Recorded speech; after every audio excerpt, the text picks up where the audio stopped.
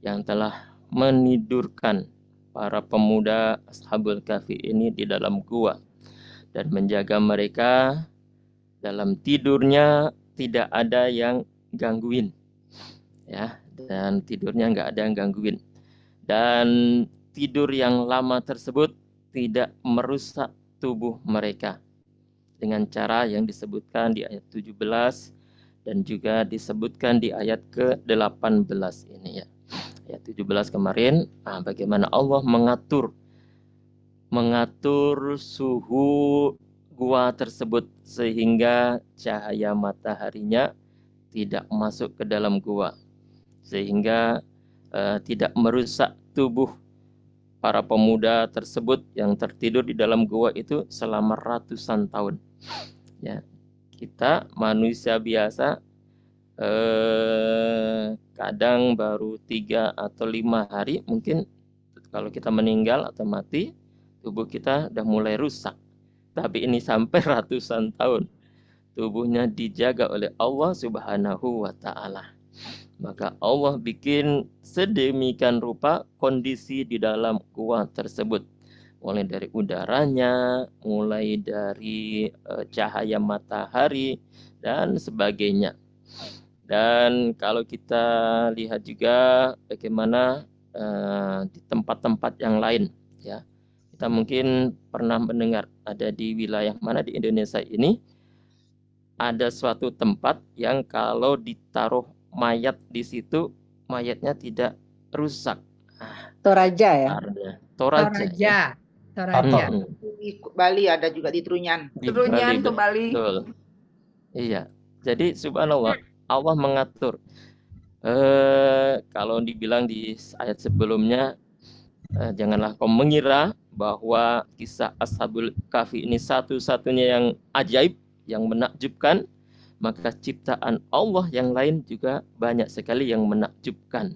Di tanah kita, di negeri kita, di Indonesia, ada suatu daerah di Toraja, di Bali, mayat kalau ditaruh di tempat tersebut, dia tidak rusak. Dengan cara Allah Subhanahu wa Ta'ala, ya. Apakah karena ada suhu atau cuaca atau mungkin pepohonan yang Allah jadikan bisa melindungi tubuh mayat tersebut.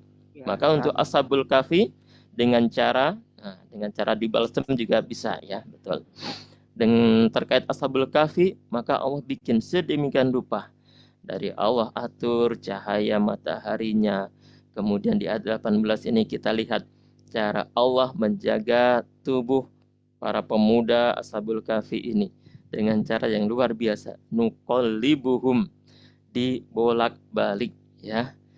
Kalau kita lihat seandainya kita bisa time travel kembali ke masa lalu, kemudian melihat peristiwa Ashabul Kahfi, kemudian kita bisa menuju ke gua tersebut dalam perjalanan waktu itu, wah, kita menyangka mereka dalam kondisi terjaga. Karena sebentar-sebentar ke kanan, sebentar ke kiri, ya. Maka subhanallah dengan cara itu Allah menjaga kondisi tubuh mereka sehingga tidak rusak.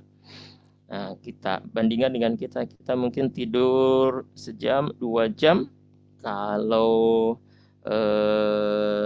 lagi kondisi cuacanya, mungkin kondisi ruangannya tidak pas, kadang kita suka bangun. Kadang suka pas bangun, pegel-pegel semua tubuh kita, ya. Tapi ini tidur selama ratusan tahun, tubuhnya tetap awet, tetap bagus, dan tidak merasa sakit sedikit pun, ya. Kebayang, maka cara Allah Subhanahu wa Ta'ala bagaimana menjadikan mereka bisa bolak-balik dalam kondisi tertidur. Kita kadang kalau kita tidur, kita balik ke kanan, kita sambil agak terjaga, ya. Kita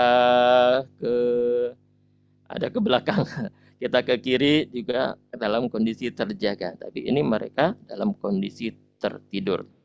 Kemudian cara Allah yang lain adalah Allah menempatkan atau menjadikan anjing yang mengikuti mereka berjaga di depan goa, ya. Itu menjadikan mereka aman, mereka nyaman tertidur di dalam goa tersebut. Kebayang kalau misalkan di depannya nggak ada yang jagain, maka bisa jadi ada binatang-binatang liar yang masuk dan mengganggu atau bahkan mungkin menggigit Ashabul Kahfi ini. Nah, ini cara Allah melindungi, menjaga sehingga Ashabul Kahfi, para pemuda tersebut bisa ditidurkan oleh Allah Subhanahu wa taala ratusan tahun. Wa kalbuhum basitun diraihi bil wasit, dalam kondisi kayak anjingnya pun kayak terus menjagain selama 309 tahun ya. Kalau kita melihat mereka, pasti kita jadi takut dan lari terbirit-birit. Siapapun, kata Allah Subhanahu wa taala, kalau ngelongok liatin itu, pasti mereka akan ketakutan dan melarikan diri. Usia ratusan tahun, kemungkinan ya, apakah dalam kondisi mati atau nanti dibangkitkan lagi, nanti yang tidak diceritakan di buku-buku sejarah ya tentang kondisi anjing tersebut ya. Baik, jadi cara Allah berikutnya adalah siapapun yang melihat mereka pasti akan melarikan diri dan langsung dipenuhi oleh rasa ketakutan, dan ini yang menjadikan Ashabul Kahfi tetap aman. Kebayang kalau Allah Subhanahu wa taala tidak jadikan rasa takut bagi setiap orang yang melihat Ashabul Kahfi, pasti akan banyak digangguin. Barangkali ada pencuri yang melewati situ, pasti dia akan iseng, akan masuk ke situ, kemudian ngambilin barang-barang yang mungkin sempat dibawa oleh Ashabul Kahfi. Atau mungkin ada mata-mata kerajaan yang lewat di situ. Kalau tidak dipenuhi rasa takut melihat kejadian itu, pasti akan masuk ke situ dan menemukan Ashabul Kahfi ya. Jadi ini pelajaran bagaimana Allah Subhanahu wa taala dengan kuasanya bisa melindungi Ashabul Kahfi. Seperti ketika Allah Subhanahu wa taala menjaga Rasulullah dari kejaran orang-orang kafir Quraisy. Allah lindungi dengan cara yang luar biasa di Gua Hira tersebut. Dengan ada sarang laba-laba, dengan ada burung merpati yang membuat sarang di situ. Nah, itu cara Allah yang mengatur sedemikian rupa.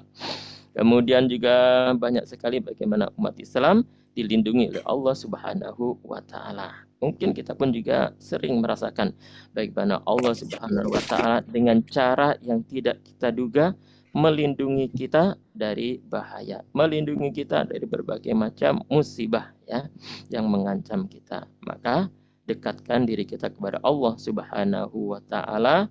Pastikan kita kayak semangat Ashabul Kahfi, senantiasa atau pengennya adalah menjagain imannya supaya tidak rusak, jagain imannya supaya tetap bisa mereka melakukan ibadah kepada Allah Subhanahu wa taala dengan cara yang sebaik-baiknya.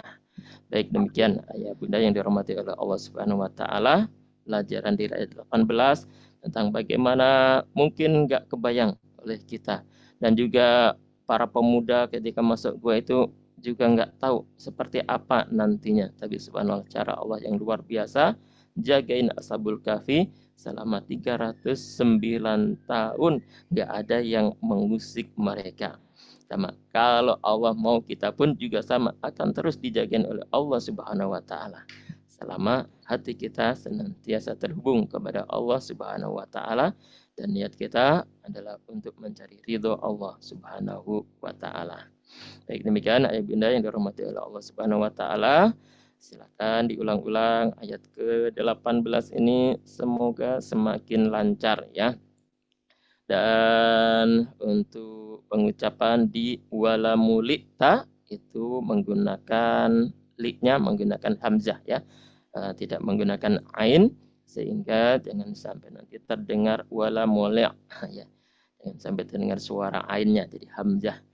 Muli'a artinya dipenuhi ya. Baik, demikian semoga bermanfaat bagi kita semuanya. Mohon izin saya akan undur diri. Wassalamualaikum warahmatullahi wabarakatuh.